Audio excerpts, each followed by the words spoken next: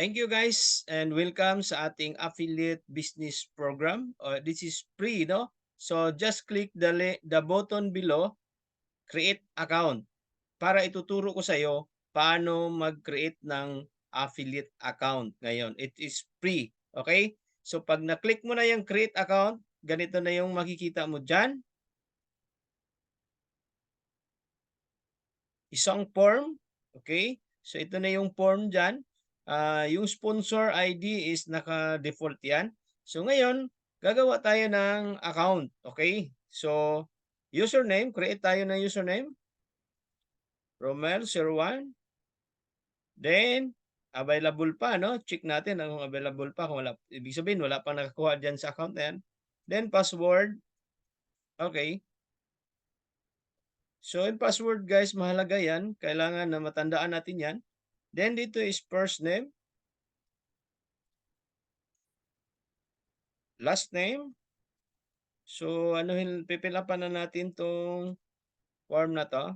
So 995. So ayan. So then email address. Okay? So dito sa address, Cebu ang gamit natin, no? Okay. So okay na siya, no? Napuno na siya. So username natin is Romel01. Okay. So submit lang natin, guys. Then meron ditong active new member. So click mo lang yung yes. Continue. Okay? Account successfully generated. Wow! So meron na tayo ngayong account. So ngayon, ilagin na natin yung account natin. Romel01. Tapos, enter natin yung password. Okay? So yan na. Meron na tayong account at meron ditong nakalagay na policies. So i-click lang natin yung I agree. No? I have read agree with the procedure. Okay, so dalawa yan. Scroll down natin ulit.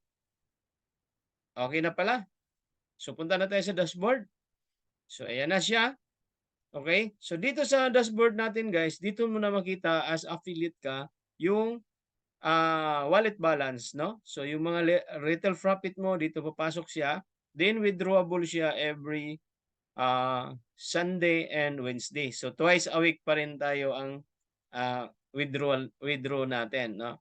Yung payout natin. So paano ba magamit na yung dashboard natin? For example, nag-post ka lang ng mga products about sa yung mga products natin, no? Napakarami yung products natin. Okay? So pupunta ka lang ngayon sa tools and updates. Yan. Para makakuha ka ngayon ng mga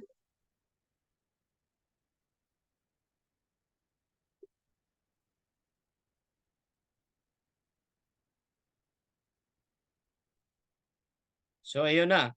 So, makakuha ka na dito. Mag-join ka lang. Okay?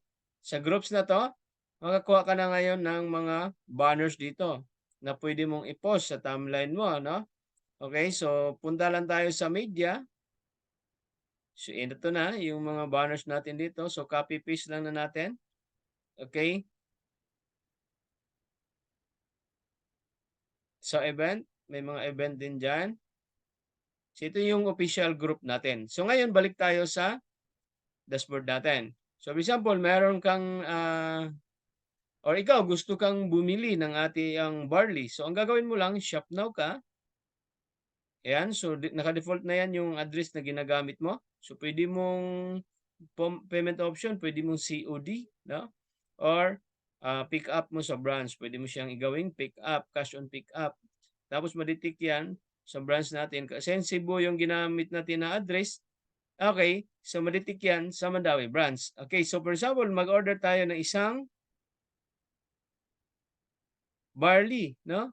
Dr. Vita Collagen, Boost Coffee. Coffee na lang, no? Kasi mahilig tayo sa coffee. Okay, so yung coffee guys, instead na 350 is 280 na lang. So discounted na tayo ng 20%. So ganoon siya kaganda yung affiliate natin. So ibig sabihin, pag nakabenta ka ng coffee, isang coffee, 280 ang bili mo, 350 ang benta mo sa customers mo, meron kang magkano? 70 pesos. O, di na ano yan. No, malaki na po yan. Tapos submit order lang natin.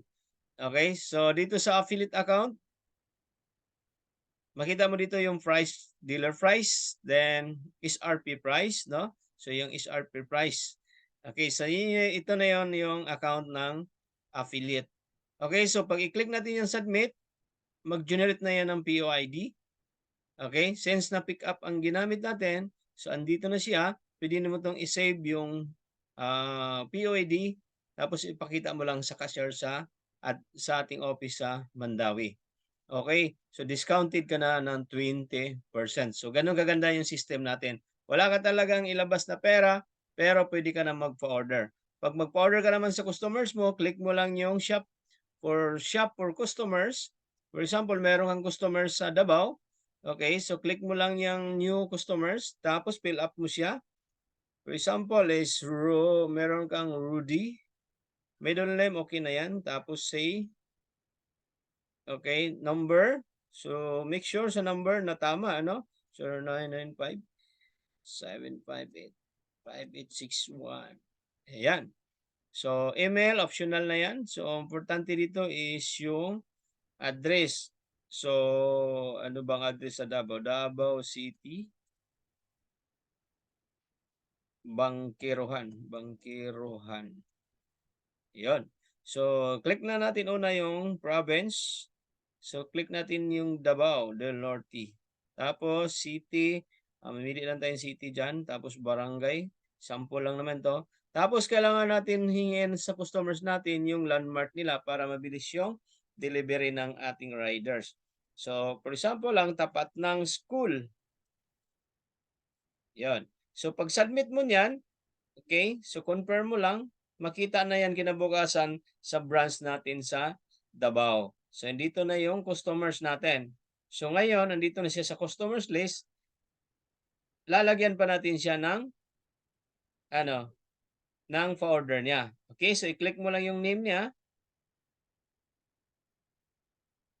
Automatic lalabas na yan siya dito sa customers list natin. So, andito na, pag Davao, okay, so JNT, COD, JNT. Pwede rin siyang i-pick up, no? Pick up din natin doon. Meron ding hub doon sa Mandawi. Davao, sorry. Sa Davao. Tapos lalagyan mo na siya ngayon ng pa-order. So andito yung grabe, daming products, na. Almost 54 SKU, guys. Affiliate ka, pwede mo na ibenta.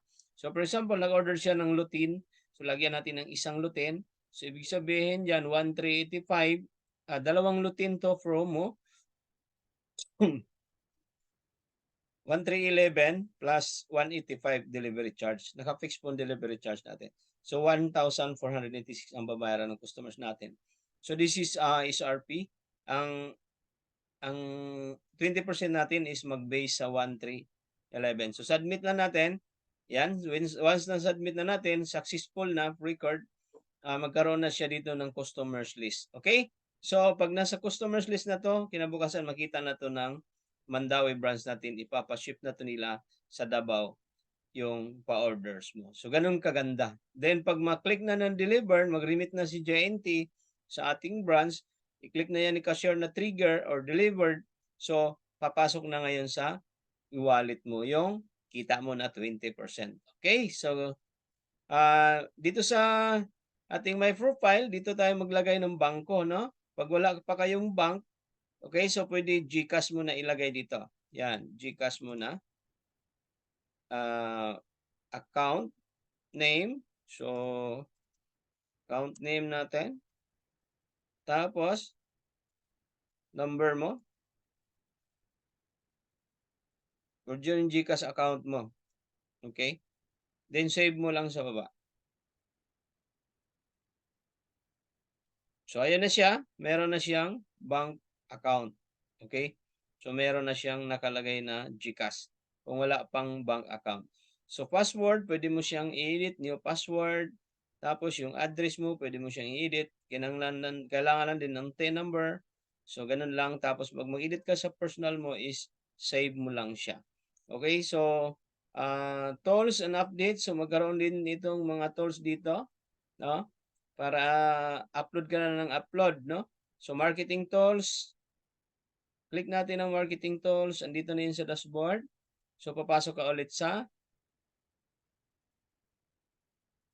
yan. So, ayan, andiyan. So, dito ka naman bagsak sa ating official groups. So, click mo lang yung media, then album, para makita mo yung mga, ayan, mga banners na pwede natin i-post sa ating timeline. So, ayan lang. Guys, dami na nag-message sa atin. Back tayo